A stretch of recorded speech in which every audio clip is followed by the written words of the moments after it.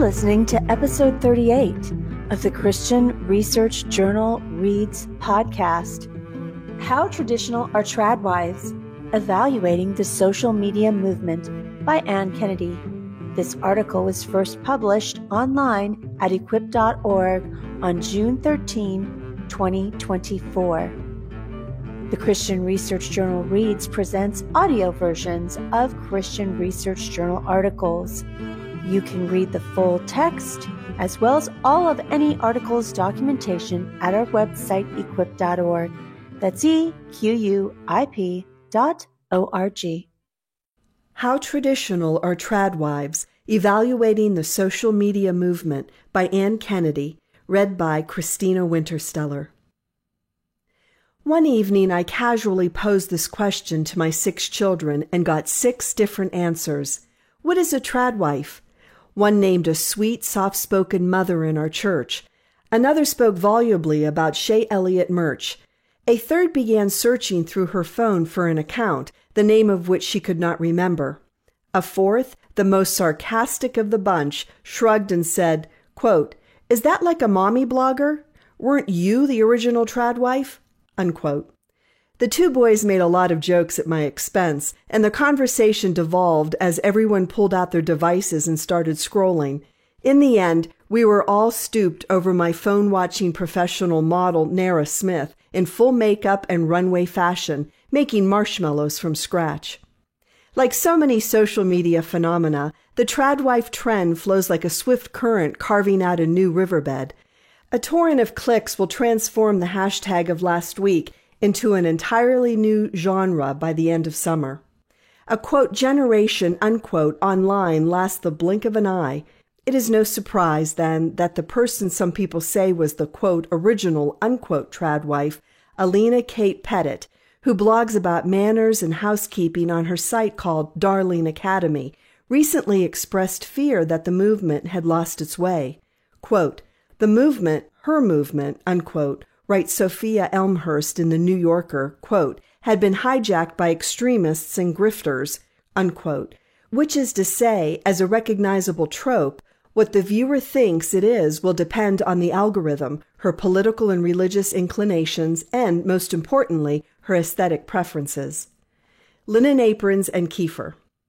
The click of a pilot light as the flame is about to catch, the sound of a heavy skillet set carefully over the flame, and the rustle of paper as a block of hand-churned butter is unwrapped. The latest iteration of tradwife influencers leans heavily, though by no means exclusively, into the homey sounds of domestic work. Soothing, motherly voices introduce each task.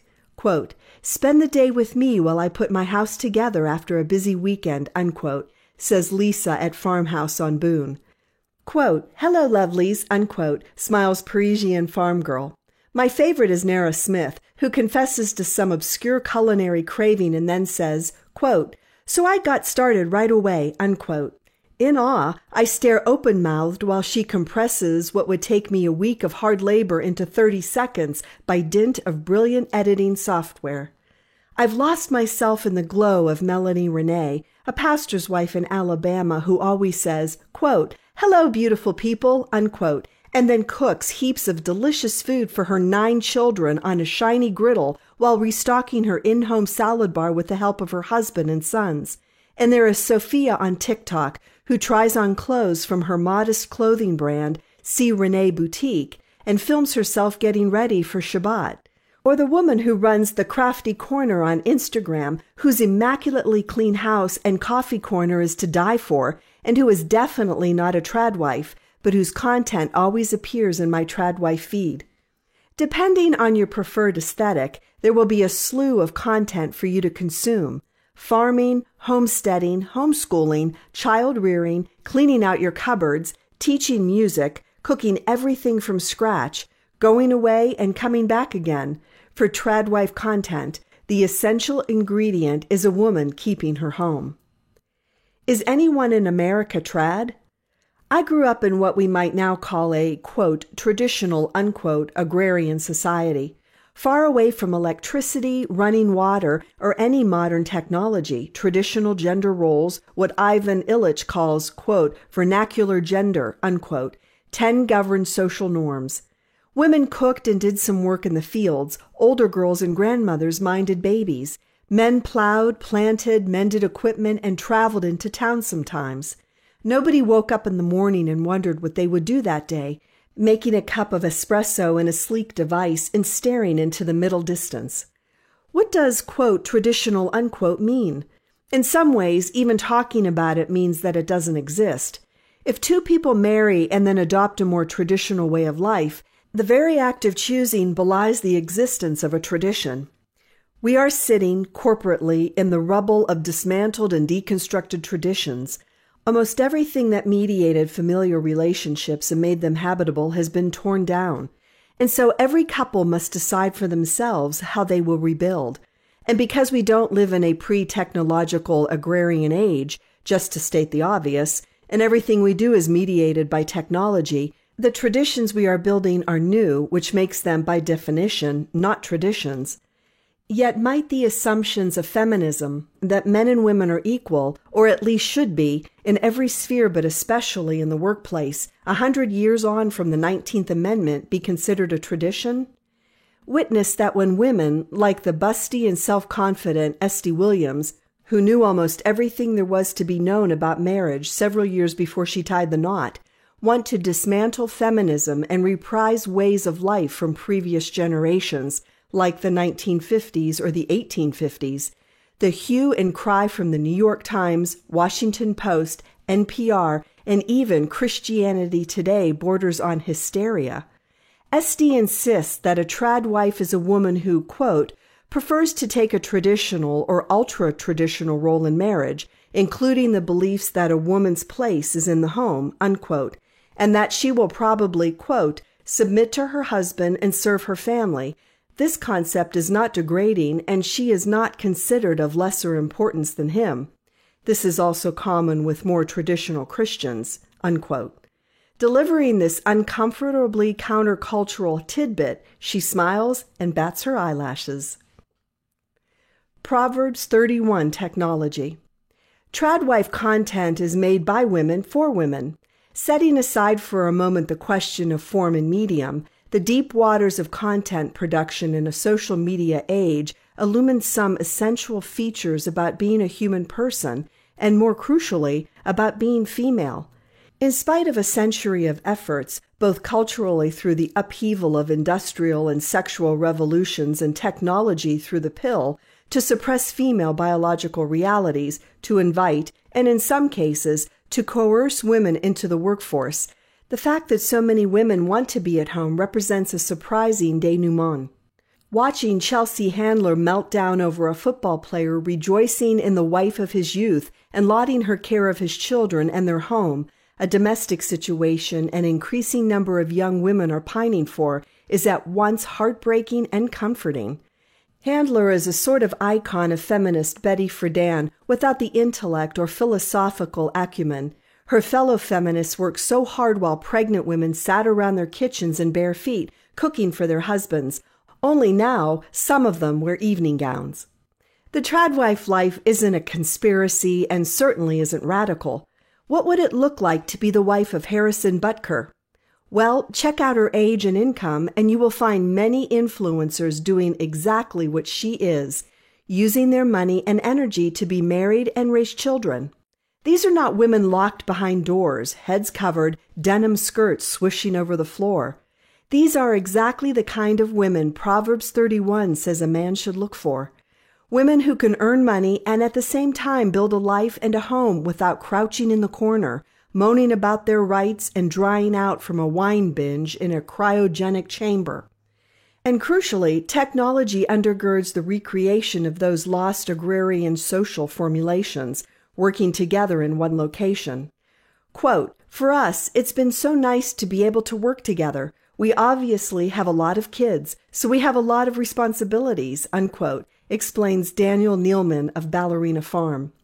He and his wife Hannah have a clear division of labor centered around content production on her side and free-range pork on his. They aren't LARPing, live-action role-playing, exactly. They are attempting to recreate a traditional way of life by means of new technology, Adaptability, it might be said, is the oldest of all traditions. Husbands and hypocrisy. As I devoted myself to consuming as much tradwife content as I could, I became more and more bemused by the man's place in the narrow TikTok frame. Sometimes the husband does appear, sometimes not at all. Depending on the account, it might be at least once a reel or only very sparingly. Why is this? According to the New York Times, tradwife content is for patriarchal men who need to subject their wives to their misogynist control. That's what the patriarchy means. The valorization of homemaking and child-rearing is a nefarious and retrograde effort to destroy women, subjugate them, and take away their hard-won equality. If this is so, then why aren't there more men in the frame demonstrably bossing their wives? As a Christian, it's hard to take the accusation of misogyny seriously. Certainly, it is the case that women fall into toxic marriages with controlling husbands. Lauren Southern is one recent example. She tried the tradwife life, and by her own account, it ended very badly. She tried to shape herself to the inclinations and desires of a husband for whom nothing was ever good enough. When she went home without his permission for a family funeral, he divorced her. Similarly, it would not be too much to say that hypocrisy abounds. The form demands it. I wouldn't be inclined to watch a reel of someone in a house that looked like mine, full of clutter, dirt, stacks of books and paper I haven't had time to put away, and all the detritus of the end of the school year. If I did want to post something funny about how out of control my life was, I would make sure to adjust the chaos to look bougie. None of us would watch a video for very long of slovenly and chaotic disorder, a man screaming at his wife, the children running amok, and the sourdough failing. Those videos are addictive for other reasons. This is not that genre. The Bible's trad woman. I am not inclined to think that the absence of the man in so much, quote, trad, unquote, content is insidious at all. If anything, it is the welcome resurgence of the once acknowledged need for single-sex space.